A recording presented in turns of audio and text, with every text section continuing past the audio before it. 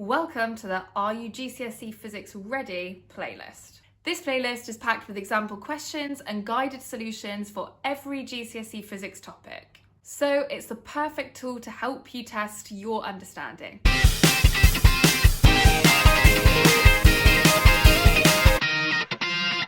If you feel like you might need a quick review of this topic before having a go at the questions, or you would just like the ideal revision companion for these videos, then do make sure to download my free GCSE Physics revision notes, linked in the description below. If you're ready, let's dive in.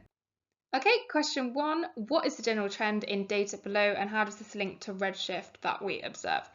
Okay, so our first task is to look at what data they've given us. So they've given us a list of galaxies and then they have given us the distance from us on Earth and they have given us the speed that those galaxies are moving at.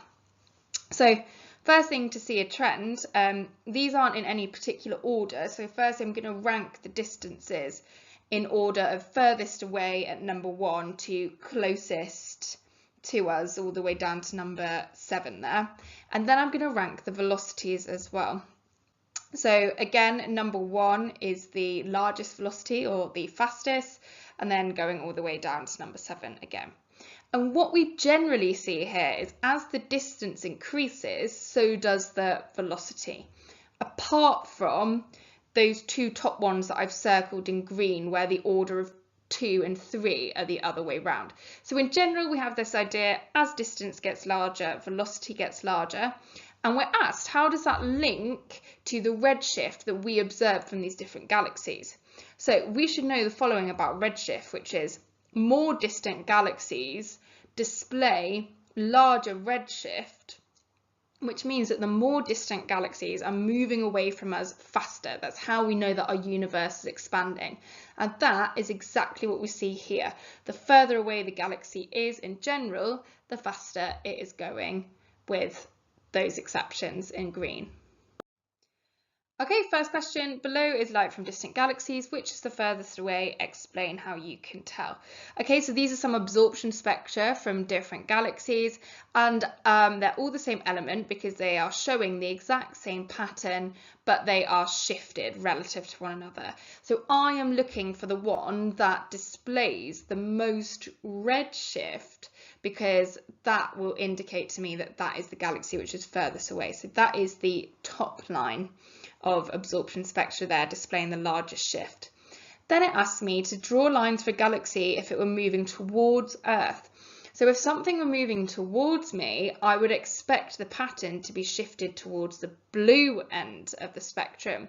So I've drawn these lines below, and let's just look at the line which is furthest on the right. So that line is now in the green part of this spectrum and all the others are in yellow or orange or red. So I've shifted that line towards the blue end, and then hopefully you can see that every other line matches the pattern correctly, but they've all been shifted towards that blue end of the spectrum. Okay, explain evidence for an expanding universe. So this might be your typical 6 marker to basically explain redshift and how that links to our universe expanding. So what I've done is I've just written some sentences here that I think are really important for you to mention when explaining this. So first one, the Doppler effect. When a source is moving away from an observer, the wavelength emitted by the source increases. Okay, so it's like those waves get stretched out. So then you link that to light from distant galaxies is shifted towards the red end of the absorption spectra, and this is called red shift. So you say Doppler effect, and then in the context of light, that would mean that if things were shifted to the red end of the spectra, then you know that something is moving away. So that's my next point. Distant galaxies must therefore be moving away.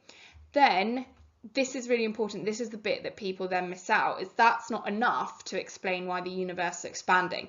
You then have to go on and say, you see more distant galaxies with a larger redshift, which tells you that those ones are moving away faster.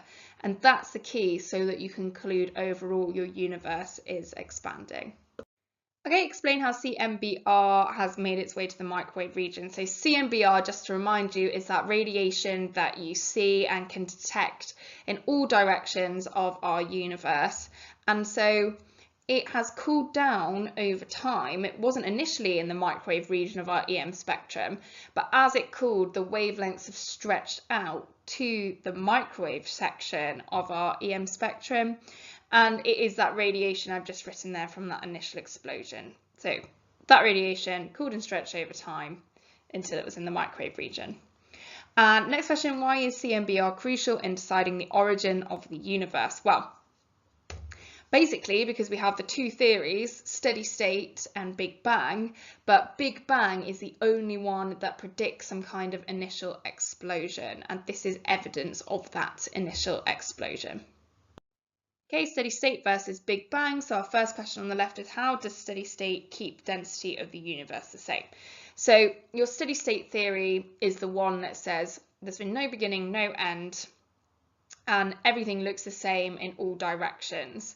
So the density remains the same because even though steady state does also predict the universe expanding, so you might think that the density gets less and less as that happens, it also says that as that happens, new matter is created, keep that universe looking homogeneous in every direction and its density remaining the same.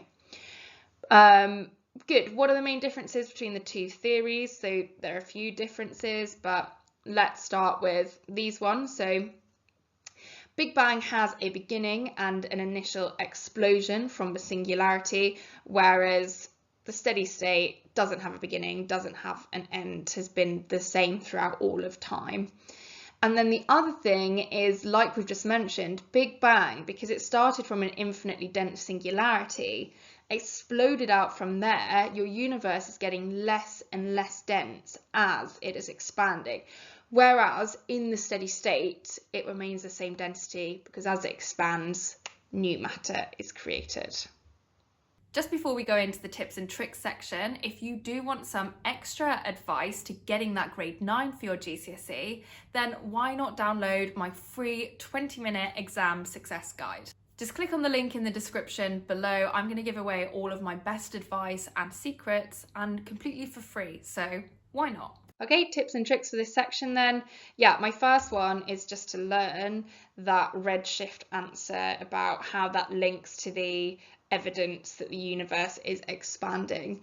It's, you know, quite a standard question. It's really easy marks to get if you just learn what's on that PowerPoint slide.